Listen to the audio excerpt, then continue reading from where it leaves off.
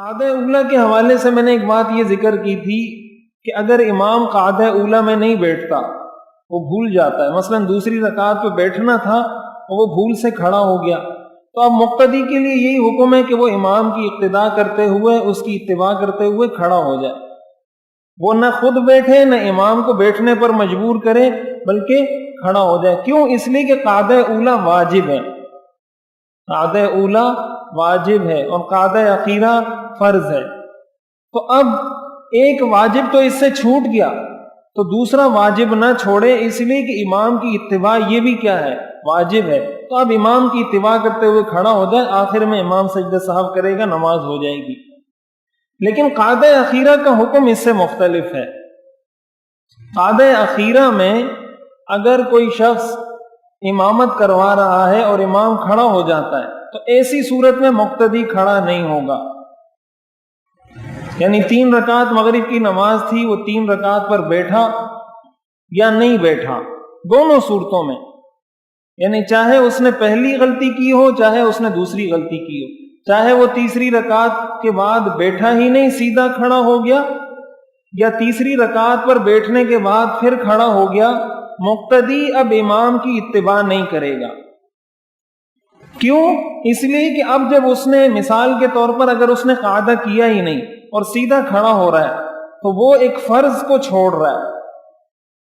وہ فرض کو چھوڑ رہا ہے، اور امام کی اتباع واجب ہے، امام کی اتباع واجب ہے۔ اب یہاں پر فرض اور واجب کا ٹکراؤ ہے، ایک طرف فرض ہے ایک طرف واجب ہے، تو اب وہ واجب کو چھوڑے گا، فرض کام کرے گا، اس لیے کہ فرض یہ کہ قعدہ اخیرہ میں بیٹھے، اب وہ امام کی اتباع نہیں کرے گا اور بیٹھ جائے گا، اور بیٹھنے کے بعد امام کو لقمہ دے گا۔ لقمہ دینے کا طریقہ یہی ہے کہ سبحان اللہ کہے، اللہ اکبر کہے، الحمدللہ کہے، کوئی بھی ایسا ذکر کا جملہ کہے جس سے امام کو یہ پتہ چل جائے کہ مجھ سے کوئی غلطی ہوئی ہے، اور امام کو جیسے ہی پتہ چلے کہ مجھ سے غلطی ہوئی ہے تو وہ دوبارہ آ کر قعدے میں بیٹھ جائے، اسی ترتیب سے جو میں نے بتائی۔ لیکن اگر امام کھڑا ہو جاتا ہے، مثال کے طور پر 4 رکعت کی نماز تھی، امام 5ویں رکعت کے لیے کھڑا ہو گیا، مقتدی بیٹھا رہا، اس نے امام کو لقمہ بھی دیا، امام دوبارہ نہیں بیٹھا اور اس نے 5ویں رکعت کا سجدہ بھی کر لیا، ایسی صورت میں مقتدی اپنا سلام پھیر کر فارغ ہو جائیں گے، مقتدی کی نماز مکمل ہو جائے گی، اور امام نے جو نماز پڑھی ہے اس کی نماز باطل ہو جائے گی، وہ اب اپنی فرض نماز دوبارہ پڑھے گا۔ تو اگر اس نے قعدہ اخیرہ کیا ہی نہیں تو مقتدی بیٹھا رہے، انتظار کرتا رہے، امام کو لقمہ دیتا رہے، امام بیٹھ گیا تو ٹھیک، نہیں بیٹھا تو مقتدی اپنا سلام پھیر دے، اس کی نماز مکمل ہو جائے گی۔ اور اگر امام قعدہ اخیرہ کے بعد اٹھا ہے، اس نے قعدہ کیا پھر کھڑا ہو گیا، تو ایسی صورت میں بھی مقتدی نہیں کھڑا ہوگا، اس لیے کہ اب نماز مکمل ہو چکی ہے، صرف سلام رہتا ہے، تو اب بھی مقتدی بیٹھے انتظار کرے۔